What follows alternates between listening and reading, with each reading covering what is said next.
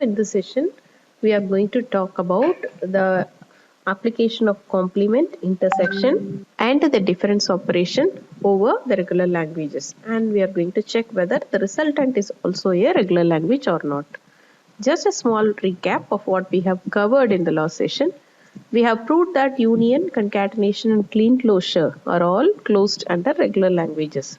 Meaning to say, when we apply union, concatenation, or clean closure over a regular language, it will also result in a regular language. So, in this session, we are going to see three more operations: complement, intersection, and the difference. This is with a complete understanding that you have gone through session 4 video and is clear about what closure property mean and how to apply it. Next session we'll be talking about reversal homomorphism and inverse homomorphism. Moving on, let's take the first operation, which is complement. If you have a language L, then its complement, L complement, will be equal to sigma star minus L. So what is sigma? Sigma is nothing but the alphabet. So sigma star defines the set of all words that are possible from here. So this L is nothing but the list of words that you have here. So when you take a complement set of all words, that will exist in the sigma star but not in this L. So that's what the complement actually means. Just I have given one DFA. What is L? You have to find the minimal length string without taking any loop. You just move from start state to the final state. So 1, 0 is the string. Then you have lot of looping, so you can apply one loop at a time and find out what is the next string. So if I apply looping on the initial state Q0, we'll be having 0, 1, 0. If I apply on the first state Q1, it will be 1, 1, 0. If I apply on the last state, I'll be getting 1, 0, 0. So what is that pattern that we can observe on the words? All should end with 0. Right? So that's the criteria we do have here. And if I want to find out the complement, what is the actual complement? You can have all words that does not end with 0. Right? So what is the general procedure? It's very simple now. You take a DFA, D. How do we talk about the accepted words? From the start state, you should reach the final state. So when you stop at intermediate state, we say the words are not accepted by the language L. So those are the words that should be accepted in L complement. So what to do? You just have to change final state to non-final state. Then change non-final states to final states. That's it. Done. If you can obtain a DFA of one such kind, that's all. We can say that the complement operation is closed. So how can we change that DFA? You have three.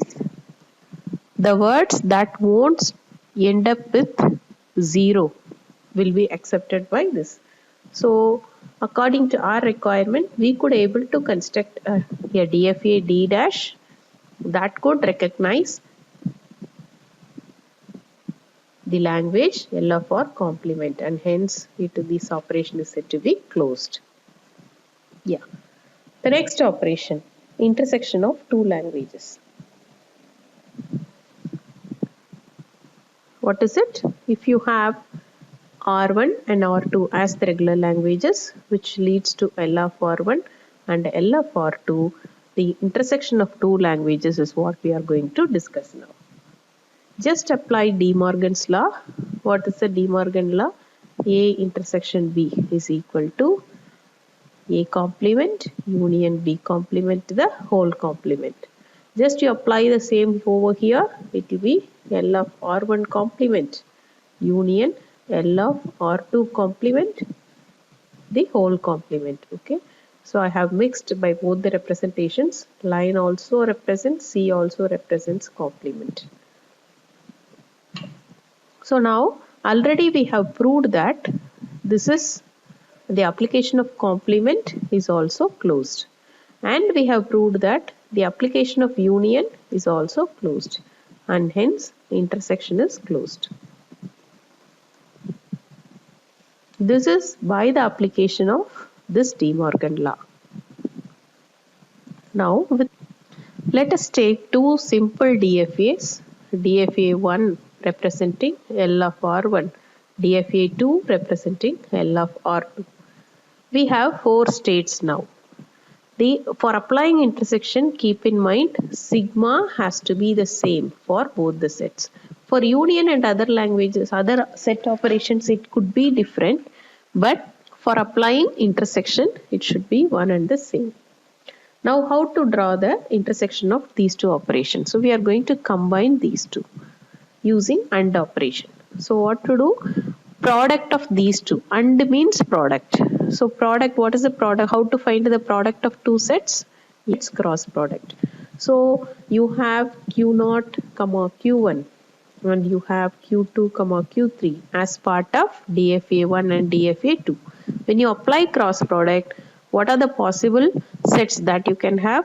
Q0, Q2, then Q0, Q3, then you have Q1, Q2, then you have Q1, Q3. Four different states is what you can get as the output. Now, what is the start state? The combination of both the start. The combination of both the start state. Q0 and Q2 becomes the start state. And what will become the final state? Sorry, I missed the final state here. Yeah, the final state of here Q1, the final state of here Q3. So its combination becomes the final state here. So this is the final state of the resultant automata. Just how to find the transition from Q0 to Q2? What is on application of A? From Q0 on applying A, it takes you to Q1. From Q2 on the application of A will take you to Q2. So from Q0 Q2 on applying A, you can go to Q1 Q2. So this is the transition on A. Similarly, from Q0 on B, it is to Q0.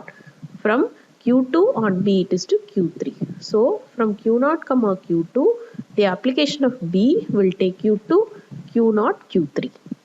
So this is the state. Right? So similarly, when we fill up the rest of the things, I'll explain one more. From Q1 to Q1 could. From this state, if you want to find the transition, from Q1 on A, it is to Q1. From Q2 on A, it is to Q2. So it is a self loop. So you can see a self loop over here. From Q1 on B to Q0, from Q2 on B, it is to Q3. So it is Q0, Q3. This is the resultant automata.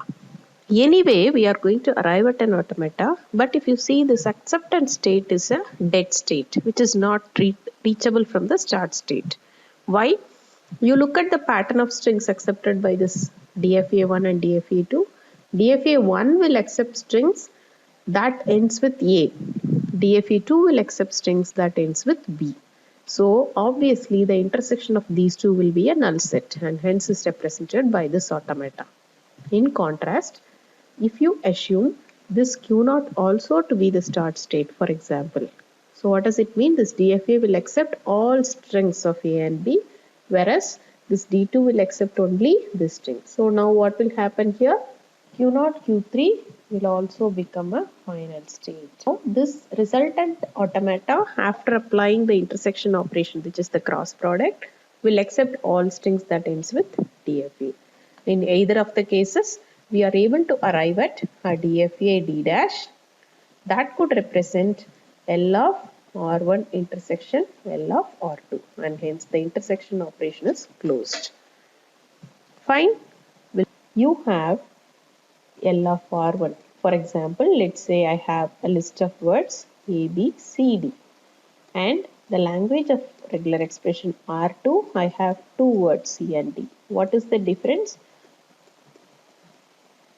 It is nothing but the set of all words that are there in R1 but which is not in R2, which are nothing but A and B, will part of this difference operation. So if you have two sets A, B, what is the difference A minus B? It is nothing but